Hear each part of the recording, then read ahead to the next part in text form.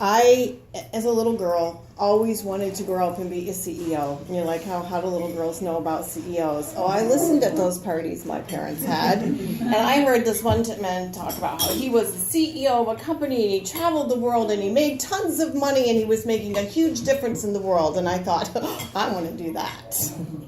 And so I thought, if I focused hard, if I got good grades in school, if I kept the dream alive in my mind, that I could actually make it work. And I aced my way through college high school and college. Let's do it in the right order. And I landed that really sweet job where I started to climb the corporate ladder. And for 25 years, I did that. And then our country experienced a devastating disaster, and that was 9/11. And business in the United States came to a screeching halt. I went from traveling weekly to traveling once every 3 months. And you can imagine that after doing that for a while, our company had to make some pretty tough decisions because the bottom line was a pretty dismal view. And it was at this time that I got a call from my boss who said, you have to lay off your entire North American team. And I sat down and I sobbed because these were people that I had handpicked. They were top performers. I had been to their babies' baptisms and graduations and weddings, and I had to sit down and tell them that they didn't have a job. And it was the worst day of my life. And I had to do it by phone because they were all spread across the United States.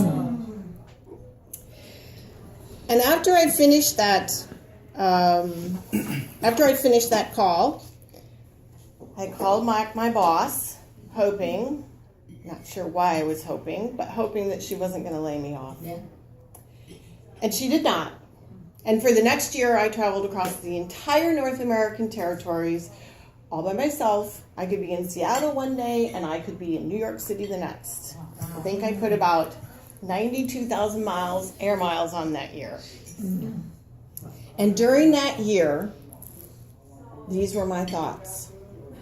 Julie, you have got to work harder. You've got to work longer hours, or you too could lose your job. You heard it, didn't you? You too could lose your job, and 1 year later, that is exactly what happened. I lost my job. So my first tip for you today is to monitor your thoughts and make sure that they're working for you and not against you. We have over 60,000 thoughts a day. No wonder we're tired at the end of the day, right? How would you calculate that? I don't know. I'm like, did he just sit there? And the interesting part about it is you are only 5% of them are conscious and the other 95% are subconscious up until now. Now that I've shared this with you, you're going to start to become a little more conscious, and that 5% is going to raise. There are some subconscious thoughts we want to keep.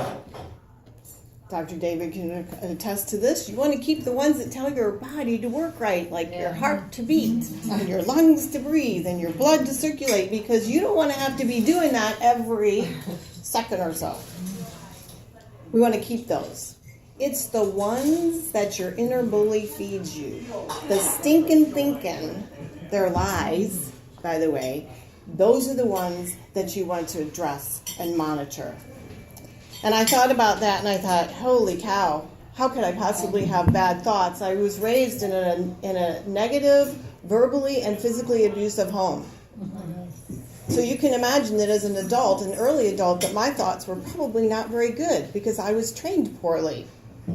In fact, I remember one of the first things my parents told me was, life is hard. Life is hard. Well, what are they talking about? My life is easy. It's easy to get good grades. It's easy to make friends. It's easy in sports. But what happens when you hear something like that over and over and over again? You start to believe it. And it becomes one of your subconscious thoughts that runs your life and can be either holding you back or propelling you forward. When I started this process of monitoring my own thoughts, I got a little notebook. Whip it out, I'll tell a thought, I'll stop every time I hear it. Sometimes I only got 2 steps. Oh, I have to write that down. That's not very nice. I'm not worthy of huge success. I'm not smart enough to have huge success. I'm not pretty enough to be on a stage. And who would ever listen to anything I had to say? And I would write them down. And at the end of the day, I would reframe them. I am worthy of huge success. And gosh darn it, I am really smart. 2 college degrees, I must be smart. Yeah. And people do want to hear what I have to say. And the people that don't connect with me, they are not my clients. And the people that do are. But here's what I found out. That inner bully has been in control for so long that I needed to have a tool, kind of like something, have you ever had someone puts a rubber band on their wrist and that's to remind them to snap out of it? I have a tool called Stop, Cancel, Clear. When you have a thought in your head, it goes through the neural pathways in your brain, and it always gets to the fork in the road. But those subconscious thoughts, they never stop at the fork. They always just turn left because that door has been open for so long, it almost probably doesn't even know how to latch. When you say stop, you're telling your thought, yep, go down that neural pathway, but when you get to the fork in the road, I want you to stop. Because you have choices, you have options. And that cancel says cancel the automatic left turn. And the clear says, clear a pathway to the right, which slowly closes the door on that automatic left turn. So you have 2 choices there. You can use the stop, cancel, clear, and you can use your reframe. And I want you to know that monitoring your thoughts is not for the faint of heart. It does take work and it takes consciousness, but it is worth it to creating a life you love, a business you love, and having all the relationships that you love. I'm all about love.